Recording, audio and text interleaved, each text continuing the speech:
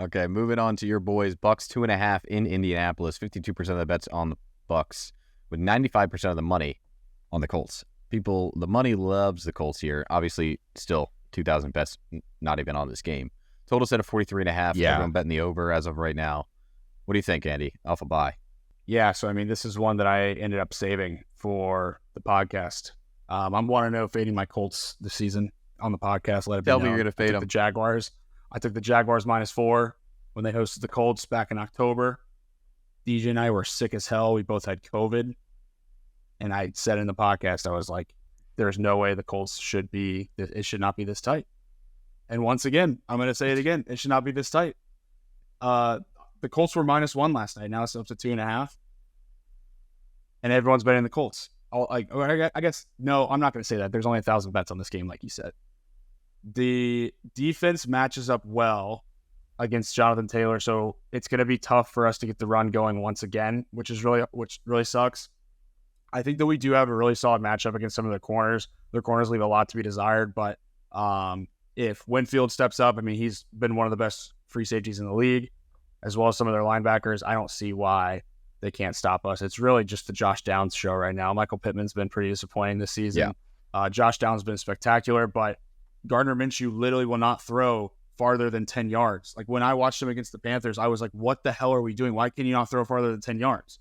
Like, do you not have any other tricks up your sleeve, anything more in your bag to get this going?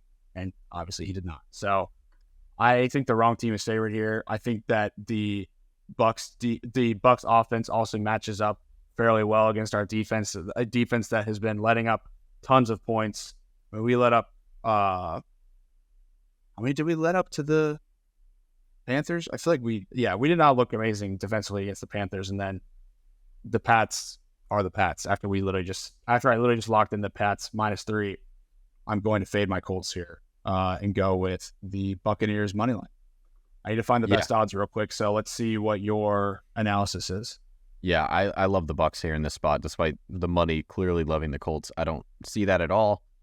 I think this is a really tough matchup for the Colts. I think the Bucs defensive line is the only thing that's keeping them afloat defensively. Their secondary sucks. Obviously, you just talked about Gardner Minshew. The only thing that you guys want to do is run the ball. That's why Zach Moss had such a great start to the year, and now Jonathan Taylor's finally picking it back up. The only good thing, there are not many good things about the Colts defense. You look at their rush, they're one of the worst rushing defenses in the league.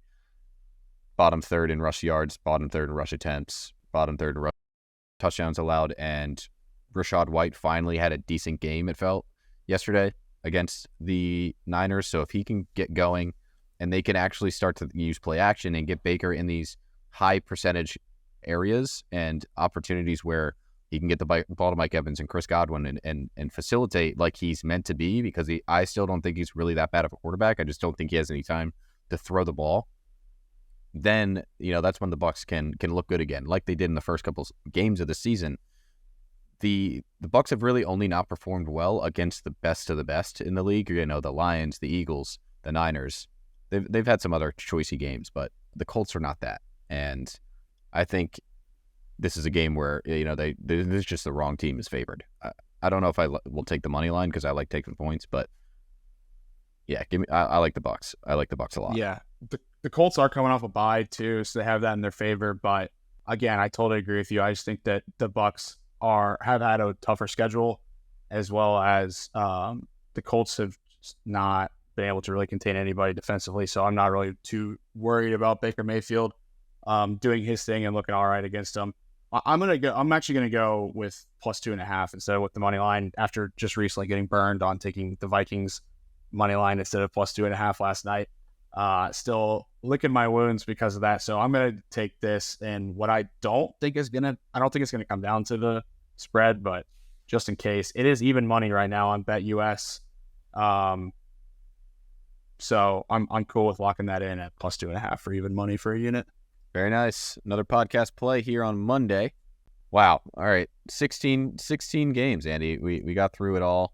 Thursday night, hopefully everyone can spend some great time with their family. Thank you for checking us out. As always, this is Sharpen the Public, the only sports betting podcast focused on leveraging public betting information so we can win more bets in the NFL. We're the only people that really track it like this. We talk about how the public does every week. We update you every week on the trends and money and sharps and all that fun stuff. So thank you for checking us out. If you have any questions, reach out to us on Twitter at DJHH Sports or at AndyHH Sports. We have weekly articles, NFL, NBA, anything you name it, all sports MMA. betting related, MMA, anything sports betting related, we've got it. We are your guys at happyhoursports.net. Thank you again, as always. Again, excited to take a little time off, spend some time with the family, and hope you all are too. But again, we'll be active on Twitter throughout the holidays. I know I will be. So stay tuned. Make sure to follow us at Deej HH Sports and at Andy HH Sports, because we'll be tweeting out plays for Thanksgiving as well as for the Black Friday and Sunday games. So can't wait, man. It's going to be nice to be home and relax for a bit. Yeah, it's going to be awesome. Like I did last year, I'll have a Thanksgiving Day article as well as a Sunday article. So expect 2 plays or posts from me this week, always with all my plays tracked as I do every week. So you can check all that stuff out on happyhoursports.net.